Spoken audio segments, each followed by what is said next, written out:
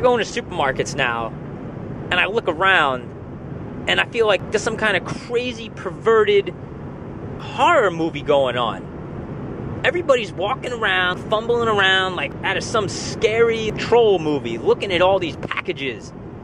The package is psychedelic, and it's got some cool words on it that say natural and extracts and exotics and all this crazy hype, all this bullshit. This is not food. People are just totally, utterly lost. I'm in some kind of freaky Matrix movie or something. And people think I'm a freak because I'm eating what comes right out of the earth as it is, as it's made in perfect everything. You go back 20, 30 years ago, they had vitamin C and calcium pills on the rack. Now they got this crazy, ridiculous extracts.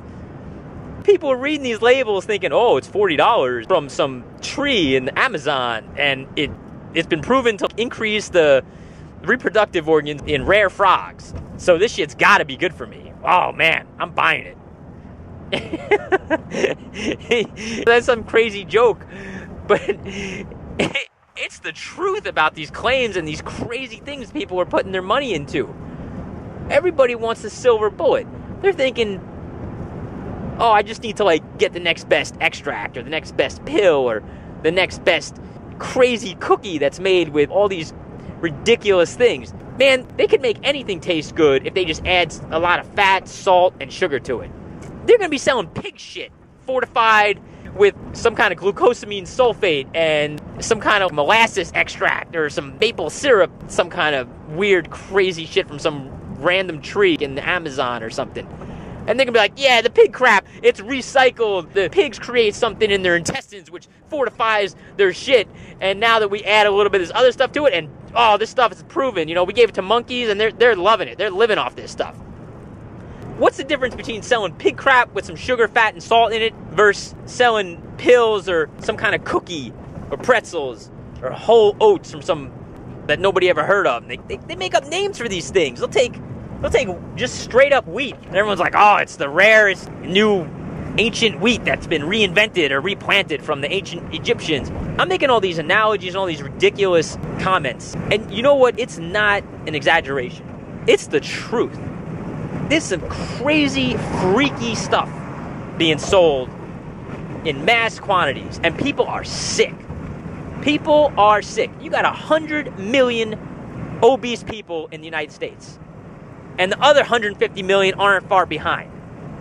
And most of those people are under the age 18. These people, they don't have a chance.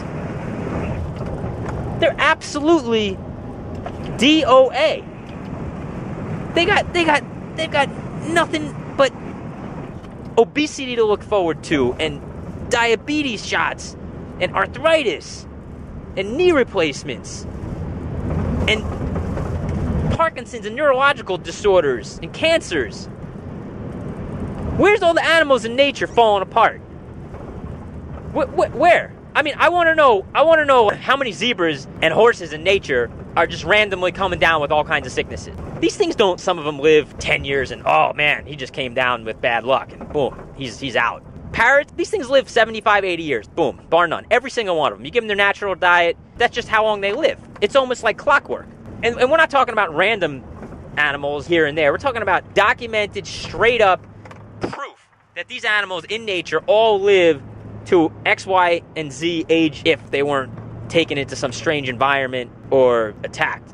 And they prove this stuff in zoos. They give them a natural habitat. They still can get out to be able to do their exercise. They give them their natural diet. Humans?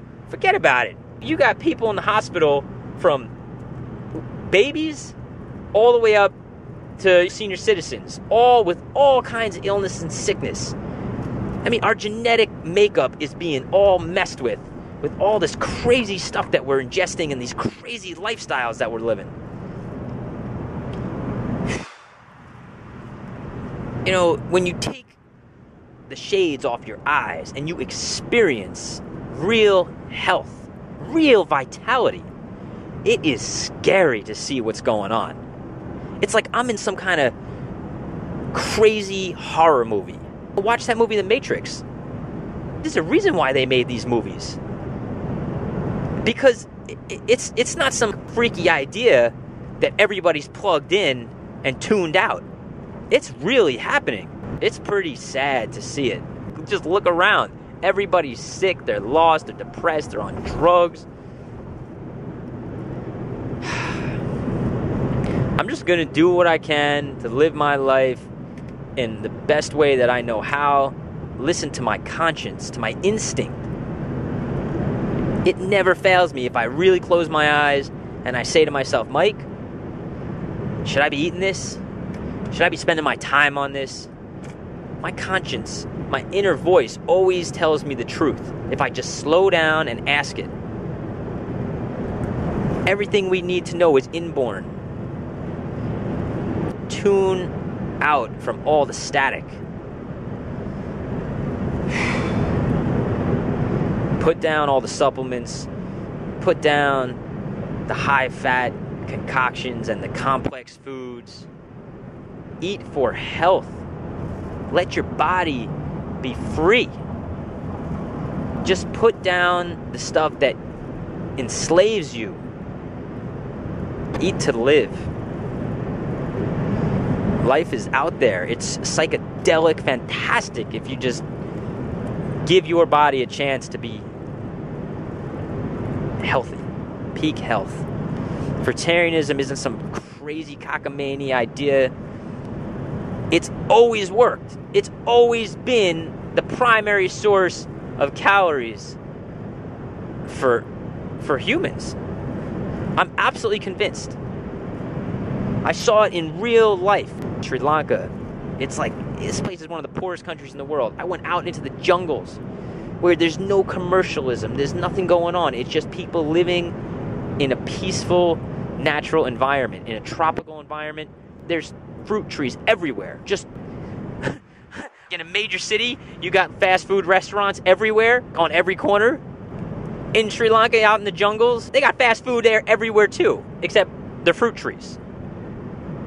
And they got food growing everywhere, and that's what they eat. It's easy to get to.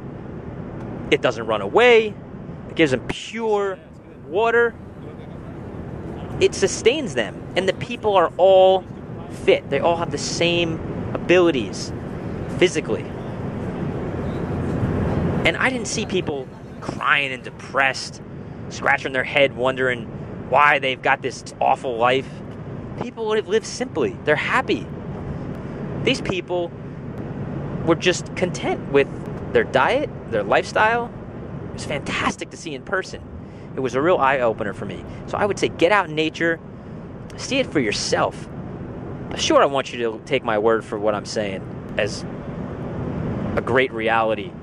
But I really wish that everybody could experience what I've experienced, seeing fruitarianism at work in nature. That's my message. That's my experience. I hope it helps you guys.